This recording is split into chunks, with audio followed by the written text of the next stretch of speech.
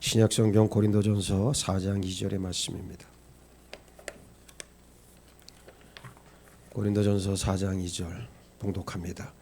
그리고 맡은 자들에게 구할 것은 충성이니라. 아멘. 자, 오늘은 본문의 말씀을 통해서 신실한 하나님의 자녀가 되십시오라는 제목의 말씀을 여러분들에게 전합니다. 성도는 하나님의 자녀인 동시에 하나님의 종입니다.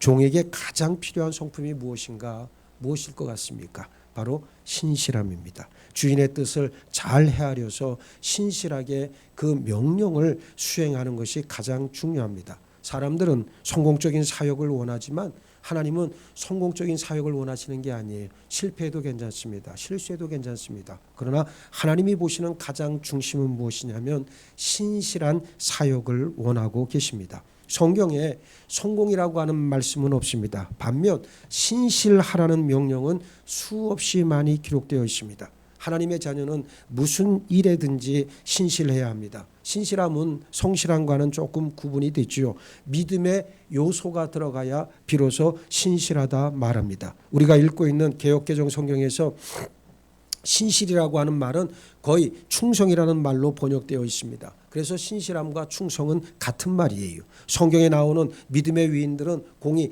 잘났다, 부자였다, 가정이 유복했다 같은 말은 없지만 하나같이 다 신실했다 증언하고 있습니다. 예수님은 제자들을 부르실 때 그저 할 일 없이 놀고 있던 사람을 부르시질 않았어요. 제각각 삶의 자리에서 열심히 일하던 사람들을 제자로 부르셨고 택하셨습니다. 베드로는 그물을 던질 때, 요한과 야고보는 그물을 깁고 있을 때 주님의 부르심을 받았습니다. 세리였던 레위는 세관에서 일을 하다 부름 받았어요. 보세요. 구원의 초대는 장터든 길거리든 모든 사람에게 임합니다. 그러나 사역자로 제자로서의 부르심은 다르다는 사실을 인정해야 합니다. 지금도 하나님은 신실한 사람, 충성된 사람을 찾으시고 그에게 사역을 맡기십니다. 디모데전서 1장 12절에 나를 능하게 하신 그리스도 예수 우리 주께 내가 감사함은 나를 충성되이 여겨 내게 직분을 맡기심이니 그랬어요. 사역자의 유일한 조건은 바로 신실함이라고 하는 사실입니다. 믿음의 조상이라 불렸던 아브라함은 실수도 많고 소심하고 겁도 많고 허물 많은 그런 사람이었지만 그는 신실했습니다. 주는 하나님 여호와시라 옛적에 아브라함을 택하시고 갈대아 우르에서 인도하여 내시고 아브라함이라는 이름을 주시고 그의 마음이 주 앞에서 충성됨을 보시고 그와 더불어 언약을 세우사 느헤미야 9장 7절로 8절은 말씀합니다. 여기 주 앞에서 충성됨을 보시고 이 충성됨이란 단어가 바로 신실함이라고 하는 단어입니다. 하나님은 아브라함의 외모나 학벌, 가문과 그 다음에 장래 가능성, 능력 이런 것을 보시지 않았습니다. 오직 그 마음이, 그 심령이 하나님 앞에 신실한가 신실하지 않은가만 보셨습니다. 시편 101편 6절을 보면 내 눈이 이 땅에 충성된 자를 살펴 나와 함께 살게 하리니 완전한 길에 행하는 자가 나를 따르리로다 그랬어요. 모세를 보세요. 모세 또한 신실한 사람이었습니다. 내 종 모세와는 그렇지 아니하니 그는 내 온 집에 충성함이라 민수기 12장 7절은 말씀합니다. 다니엘 역시 신실했어요. 얼마나 신실했던지 성경은 이에 총리들과 고관들이 국사에 대하여 다니엘을 고발할 근거를 찾고자 했으나 아무 근거 아무 허물도 찾지 못하였으니 이는 그가 충성되어 아무 그릇됨도 없고 아무 허물도 없음이었더라 증언하고 있습니다. 그러나 지금 이 시대는 어떻습니까? 신실한 사람을 찾아보기 어렵습니다. 잘난 사람, 똑똑한 사람, 돈 많은 사람, 능력 있는 사람은 넘쳐나는데 신실한 사람은 거의 없어요. 그래서 성경은 많은 사람이 각기 자기의 인자함을 자랑하나니 충성된 자를 누가 만날 수 있으랴 탄식하고 있습니다. 교회도 많고 교인들도 넘쳐나는데 왜 신실한 사람을 찾을 수 없을까요? 주위를 한번 둘러보시기 바랍니다. 돈벌이에는 열심인데 신실한 사람은 거의 없습니다. 신실한 사람은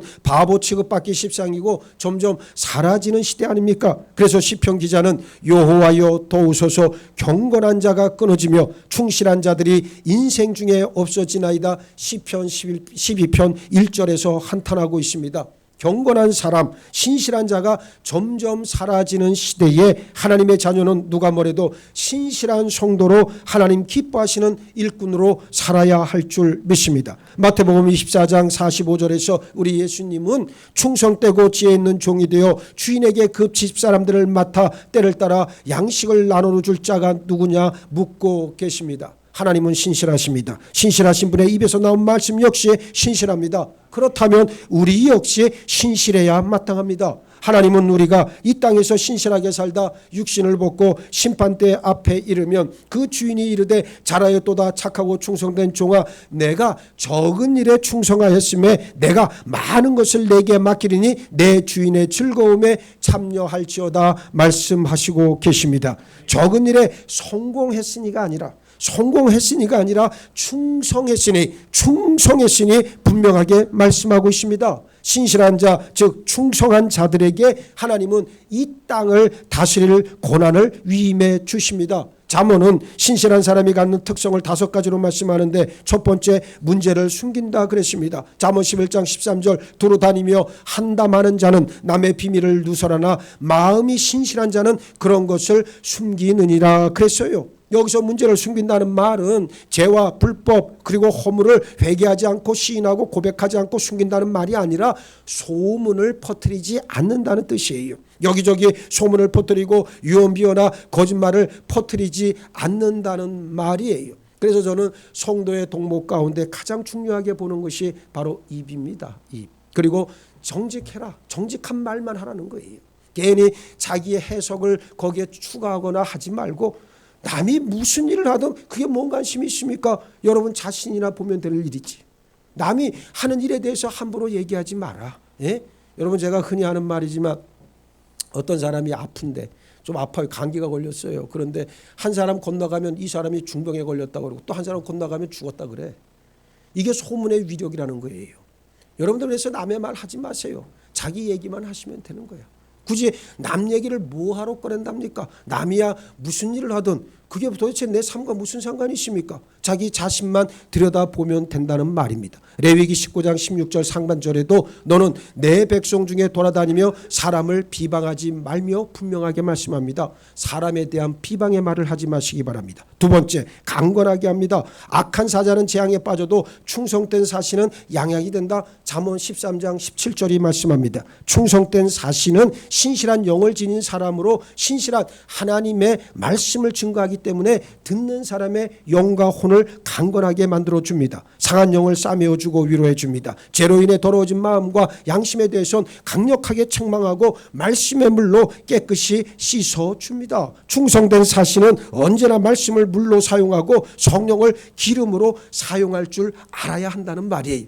여러분 여기에 물과 불이라고 하는 의미를 정확하게 물과 기름이라고 하는 의미를 정확하게 이해하고 가시길 바랍니다. 성경은 언제나 말씀을 물로 얘기를 하고 있고요. 성령을 기름으로 자꾸만 빗대어서 설명을 하잖아요. 그러니까 무슨 얘기겠습니까? 말씀을 물로 사용해. 물은 뭐에 필요합니까? 씻어내는 데 필요하잖아요. 그런 다음에 성령을 기름으로 사용한다. 기름을 칠하는 이유는 뭡니까? 원활하게 아주 역동적으로 만들기 위해서 기름이 필요하잖아요. 우리 삶의 역동성을 얻기 위해서는 다이나믹한 삶을 살기를 원한다면 어떻게 해야 됩니까? 성령 받아야 한다는 말이에요.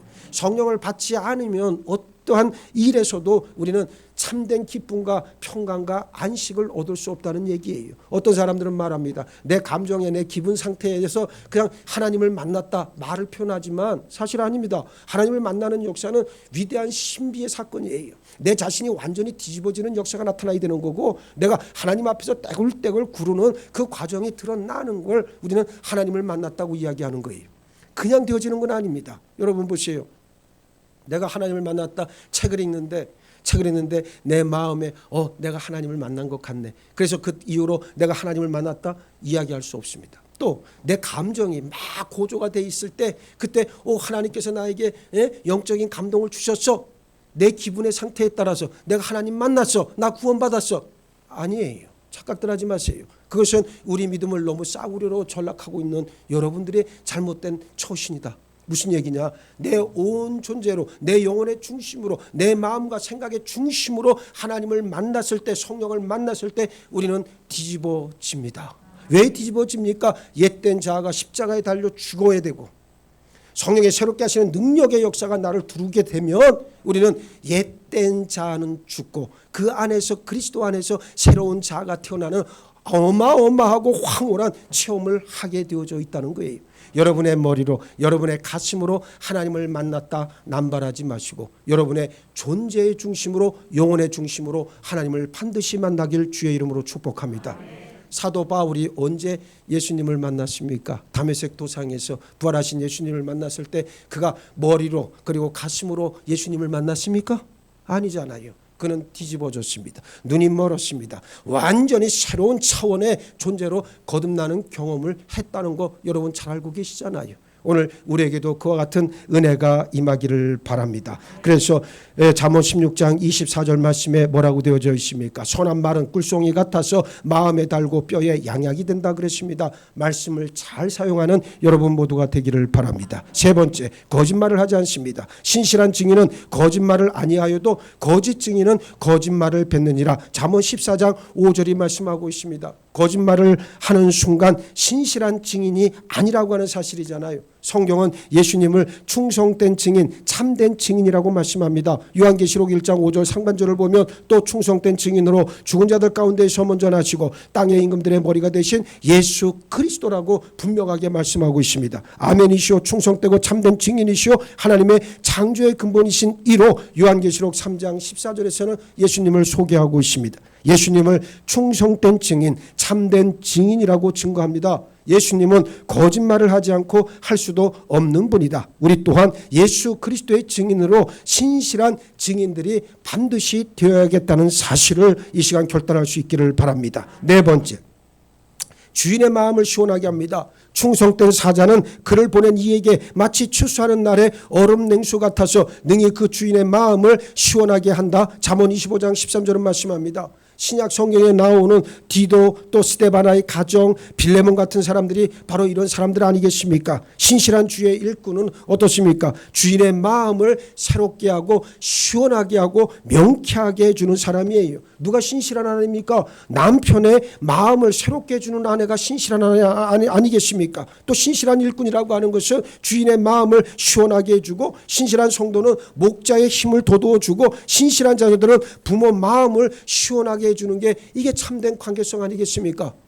반대로 우환이 되고 근심이 되고 염려거리가 된다면 이건 뭔가 관계성이 틀어져도 한참 잘못 틀어져 있는 그러한 상태인 것을 알 수가 있어요. 그렇습니다. 무슨 일에서든지 우리는 어떻게 해야 됩니까? 다른 거 없습니다. 신실함으로 하늘의 생명력인 생기를 우리 혼과 마음에 불어넣을 수 있는 통로들로 우리는 날마다 쓰임받아야 합니다. 다섯 번째, 복이 많습니다. 잠언 28장 20절에 충성된 자는 복이 많아도 속히 부호하고자 하는 자는 형벌을 면하지 못하리라 그랬습니다. 복을 많이 받고 싶은 사람은 신실하면 됩니다. 충성하면 됩니다. 영적인 복이든 건강의 복이든 물질의 복이든 간에 복을 얻는 가장 근본은 어디에 있습니까? 신실함에 있어요. 무슨 일에서나 신실하길 축복합니다. 하나님은 신실한 자에게 칭찬하시고 보상해 주십니다. 시편 31편 23절을 보시기 바랍니다. 너희 모든 성도들아 여호와를 사랑하라. 여호와께서 진실한 자를 보호하시고 교만하게 행하는 자에게 엄중히 갚으신다 그랬고요. 시편 101편 6절에서도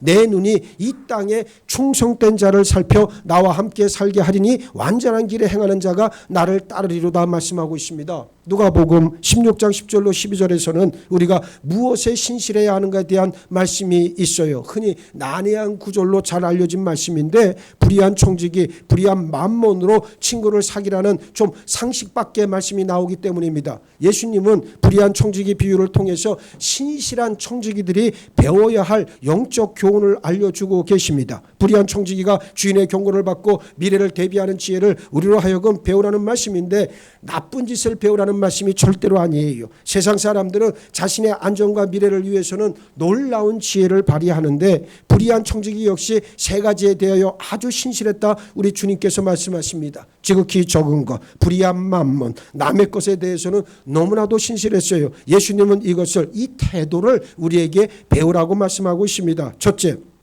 우리는 지극히 적은 것에 신실할 줄 알아야 합니다. 나에게 맡겨진 일이 아주 적은 것이라 할지라도 신실한 사람이 되어야 합니다. 여러분 보세요. 작은 일에도 충성하지 못하는 자가 큰 일을 이뤄낼 수 있을 것 같습니까? 절대로 그럴 일은 없습니다. 작은 것에서부터 충성한 자가 결국은 큰 일도 감당할 수 있는 거예요. 누가복음 16장 16절 말씀에서 지극히 작은 것에 충성된 자는 큰 것에도 충성되고 지극히 작은 것에 불의한 자는 큰 것에도 불의한다. 그렇게 말씀합니다.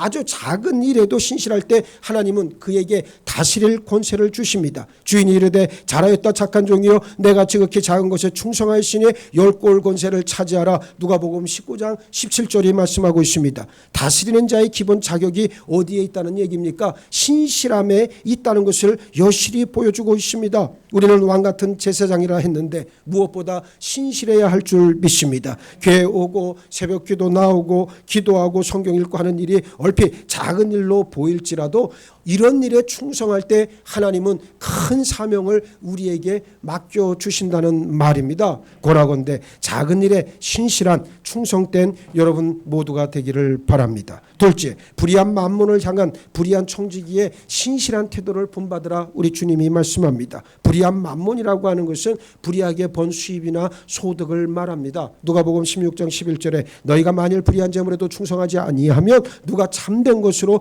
너희에게 맡기겠느냐 말씀합니다. 만약에 로또가 당첨되고 그리고 집을 몇 번 샀다 팔았는데 땀 흘려 번 돈보다 훨씬 더 많이 벌고 또 주식이나 뭐 비트코인 같은 가상화폐에 투자했는데 엄청 돈을 벌었다 한번 가정해 봅시다. 이것이 바로 성경이 말씀하는 불의한 만몬에 해당되는 것들이에요. 그래서 이 불의한 만몬에 여러분들이 빠져들지 않기를 바랍니다. 불의한 청지기는 불의한 만몬에 모든 것을 걸고 행동하잖아요. 도박에 빠진 사람들 보세요. 예전에 여러분 투전 많이 했다고 그러잖아요. 시골에서 특히 이렇게 이제 농한기에는 전부 다 사랑방에 모여서 곰방대 하나씩 입에 물고 그냥 밤새워 투전을 했대. 도박을 끊으라고 그랬더니만 손모가지를 잘랐대잖아요. 도박을 이제 끊어야 되겠다 그러니까 손목을 그냥 도끼로 내려 쳤대는 거예요. 그러고 나서 또 스멀스멀 또 도박욕이 올라오니까 그때는 뭘로 해? 발가락으로 또 패를 잡았다는 거야. 그러니까 또 도끼로 발도 잘라냈대. 그때 가서 뭐 하나 봤더니만 혓바닥으로 패를 잡고 있더라는 거예요. 이게 옛날 말이에요. 실제로 있었던 얘기예요. 이게. 여러분 이 말이 왜 그냥 나왔겠어요? 그냥 나온 게 아니잖아요. 그만큼 어떻습니까? 끈질기다는 거예요. 예? 끈질기다는 거예요. 그래서 도박에 빠진 사람들도 한 방을 노리는 그 열정과 결기는 그 누구도 감당을 못해요. 예수님이 지금 이런 태도를 본받으라고 말씀하고 있는 거예요. 저들을 본받으라는 게 아니라 이런 태도를 자세를 본받으라고 말씀하고 있습니다. 셋째, 남의 것에 신실할 줄 알아야 됩니다. 누가복음 16장 12절 말씀에 너희가 만일 남의 것에 충성하지 아니하면 누가 너희의 것을 너희에게 주겠느냐 그랬습니다. 우리가 만일 남의 것에 신실하지 않은데 우리 몫을 챙기기란 참으로 어렵잖아요. 우리가 누군가를 위해 일한다 했을 때 신실하게 일을 해야 월급을 받을 거 아니겠습니까? 아니 돈을 주고 고용을 했는데 이게 일은 안 하고 판판히 놀기만 하고 지 욕심만 채운다 그러면 주인인 내가 봤을 때 그에게 월급을 줄 하등의 이유가 있어요 없어요? 없잖아요. 예, 그러니까 남의 것에 신실해야 내 것도 챙기는 법입니다. 그래서 제가 본부에서 일할 때 어떤 선배 목사님이 그래요. 얘기하는 중에 그런 얘기를 해요. 나는 월급 받는 만큼만 일한다 그런 얘기를 해요. 그런데 그 말이 듣기에 멋있는 말 같죠. 사실은 멋있는 말 아니에요. 그건 아주 도둑놈 심보예요. 도둑놈 심보. 여러분 생각을 해보세요. 남의 것이 귀한 줄 알고 여러분 내 자식이 귀하면 남의 자식 귀한 줄을 먼저 알아야 되는 거예요. 그러면 내 자식이 귀해지는 거예요. 그건 당연한 이치 아니겠습니까? 내 자식만 귀하고 남의 자식은 막 대한다면 그건 온전한 건 아니잖아요. 여러분들이 믿음 생활을 하면서도 똑같습니다. 남의 것에 대해서 존중함이 있어야 된다는 거예요. 그래야 내 것도 인정을 받는. 이거는 인간 사는 이치고 도리입니다. 여러분들이 누군가에게 존중받고 싶으세요? 그럼 먼저 존중하시면 되는 거예요. 남들에게 여러분들이 인정받고 싶으세요? 먼저 남을 인정해 주면 되는 거예요. 근데 현실에서는 어떻습니까? 안 그래요. 반대요. 남들에게 인정받게 해달라고 말이지. 인정받으려고 막 너 왜 나한테 인정 안 해? 오히려 싸움 거잖아요. 하나님의 교회는 서로 어떻게 해야 돼요? 서로 함께 우리가 함께 지어가는 교회예요. 목사가 지어가는 게 아니고 목사와 성도들 한 심령이 같이 우리가 지어져 가는 교회가 이게 진짜 하나님 기뻐하시는 교회 아니겠어요? 그러니까 무엇보다도 우리가 서로가 서로에 대해서 존중하고 이해하는 게 무엇보다 중요해요. 그래서 남의 것에 우리가 항상 신실해야 된다. 남의 것에 신실할 때 나의 것을 받을 수가 있다는 것을 꼭 기억하시길 바라겠습니다. 우리는 불의한 청지기를 통해 예수님이 말씀하신 신실함을 배워야 하죠. 하나님의 일, 하나님의 것에 신실하지 않는 사람에게 하나님은 아무것도 맡기질 않습니다. 청지기의 제일 요건이 바로 무엇이라 그랬어요? 신실함이잖아요. 그리고 맡은 자들에게 구할 것은 충성이니라. 오늘 본문이 말씀하는데 여기 충성이란 말이 바로 신실함이라고 하는 말입니다. 청지기를 헬라어로 오이코노모스라고 얘기를 하죠. 본래는 가정의 관리인, 관리자라고 하는 뜻이에요. 이 관리자가 하는 일은 크게 두 가지잖아요. 하나는 사람을 관리하는 거고 또 다른 하나는 뭡니까? 재산을 맡아서 관리하는 일입니다. 갈라디아서 3장 24절로 25절에 이제 여기 초등교사라는 말이 나오는데 이걸 헬라어로 파이다고고스라고 하는 말을 씁니다. 이같이 율법이 우리를 그리스도께로 인도하는 초등교사가 되어 우리로 하여금 믿음으로 말미암아 의롭다함을 얻게 하려 함이라. 믿음이 온 후로는 우리가 초등교사 아래에 있지 아니하도다. 자, 여기 초등교사라는 말이 바로 헬라어 파이다고고스라는 말입니다. 예전 개약 성경에서는 몽학 선생이라고 돼 있었죠. 그런데 여기 개역 개정 성경에서는 초등교사로 번역하고 있습니다. 가정교사라고 하는 것이 주인 아들을 성인이 될 때까지 가르치는 사람을 말해요. 고대 근동 지역에서는 이런 청지기들이 참 많았습니다. 이런 청지기의 동복은 바로 뭡니까? 그가 끝까지 한 아이를 맡아서 성년이 될 때까지, 다 자랄 때까지 그가 가정교사를 할 수 있는 딱 세 가지 동목은 세 가지밖에 없습니다. 무엇 해야 됩니까? 진실해야 되고 지혜가 있어야 되고 어떻게 책임감이 있어야 됩니다. 요 세 가지만 있으면 그 가정관리 초등교사는 인정을 받게 됩니다.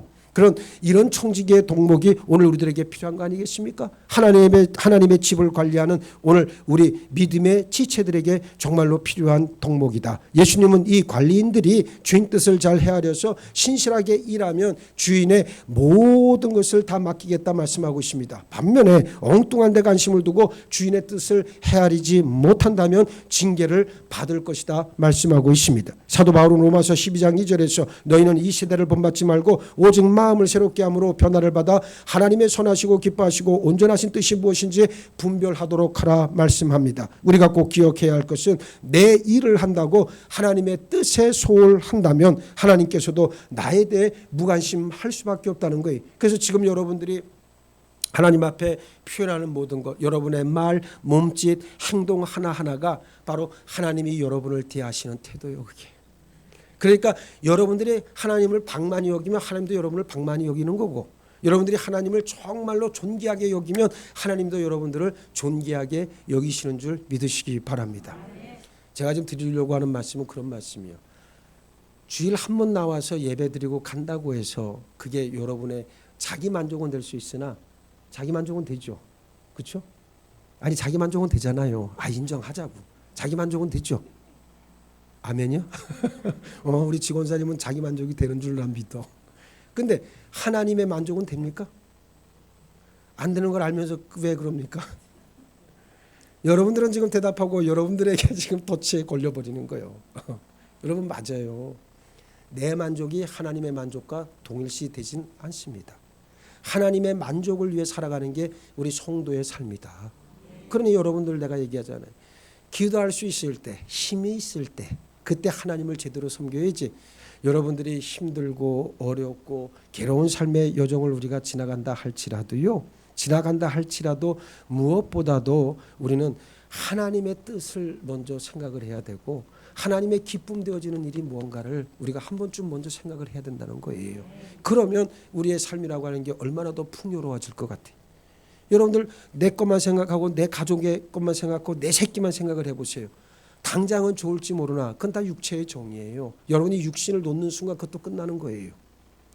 육신을 잊고 있으니까 자식에 대한 사랑, 부부에 대한 사랑, 사람에 대한 사랑이 막 그냥 샘솟듯하고 때로는 좀 이기적이고 자기 중심적으로 그렇게 될 수밖에 없지만 아니 마침내 내가 육신을 벗게 된다 그러면 그게 무슨 소용이 있겠어요. 그때는 내 영혼밖에 없는데 그 영혼으로 하나님 앞에 나가는 일인데 뭐 육신의 것들이 나를 더 이상 올가매질 않을 거 아니겠습니까? 그러니 이제는 뭡니까? 그거는 가장 기본적으로만 하시고 이제는 하나님, 나를 향하신 하나님의 뜻이 무엇인가를 물을 수 있는 여러분 모두가 되기를 바랍니다. 하나님은 여러분들을 다 존귀하게 창조하셨어요. 지으셨어요. 그러니까 사람이 똑같은 사람이 한 명도 없잖아요. 쌍둥이도 달라요. 기질이 다르고 성격이 다릅니다. 그런데 이렇게 독특하게 하나님께서 지으신 이유는 그 사람만을 위한 하나님의 독특한 구원의 섭리가 있기 때문입니다. 그러니까 그 뜻을 알고 그것을 이루어낼 수만 있다면 얼마나 좋겠어요. 아유, 지금은 좀 부족해요. 지금은 연약합니다. 걱정하지 마세요. 하나님이 때가 되면 그를 들어 사용하실 겁니다. 하나님께서 힘만 주시고 하나님께서 역사하시고 하나님께서 소망만 불어 넣어주시면 우리는 다시 일어날 수 있습니다. 이 사실을 이제는 인정하고 하나님과 함께하는 여러분의 복된 삶이 되시기를 바라겠습니다. 그렇습니다. 아브라함을 보시기 바랍니다. 아브라함이 하나님께 신실했을 때 하나님도 아브라함을 통해 아브라함을 향해서 신실함으로 대해 주셨잖아요. 지식보다 능력보다 더 중요한 것이 바로 신실함입니다. 신실한 사람이 말씀을 받습니다. 하나님 당신 말씀을 신실한 사람들에게 계속해서 하나님은 전해주시고 맡겨주십니다. 디모데후서 2장 2절에 또 내가 많은 증인 앞에서 내게 들은 바를 충성된 사람들에게 부탁하라. 그들이 또 다른 사람들을 가르칠 수 있으리라 그랬습니다. 우리 창동 제자들 모든 믿음의 식구들은 신실한 사람이 되어야겠습니다. 저는 여러분들이 능력 있고 부자고 권력 있고 저는 그런 것보다 더 가장 우선시가 여기는 것은 여러분들이 신실한 사람. 그래서 우리는 정직해야 되고 누가 뭐라 해도 하나님 앞에서 우리는 바르게 서 있어야 된다는 것을 여러분들에게 자꾸만 강조하는 이유가 거기 있습니다. 그럴 때 하나님께서 우리에게 말씀을 맡겨주실 줄 믿습니다. 신실한 하나님의 자녀가 다 되어서 하나님의 사명자들로 다 쓰임받는 여러분 모두가 되시기를 예수의 이름으로 축원합니다. 축원합니다. 축원합니다. 신실한 하나님의 자녀가 되어야 되겠습니다. 누가 뭐래도 정직해야 되겠습니다. 누가 뭐라 그래도 하나님 앞에 충성된 자로 세움 받아야 되겠습니다. 우리와 함께하여 주옵소서. 새해에는 새로운 사명, 새로운 비전 가지고 새로운 일들을 감당할 수 있는 사명자들로 우리를 세워주시고 함께하여 주옵소서. 감사하오며 우리 주님 예수 그리스도 이름 받들어 기도하옵나이다. 아멘.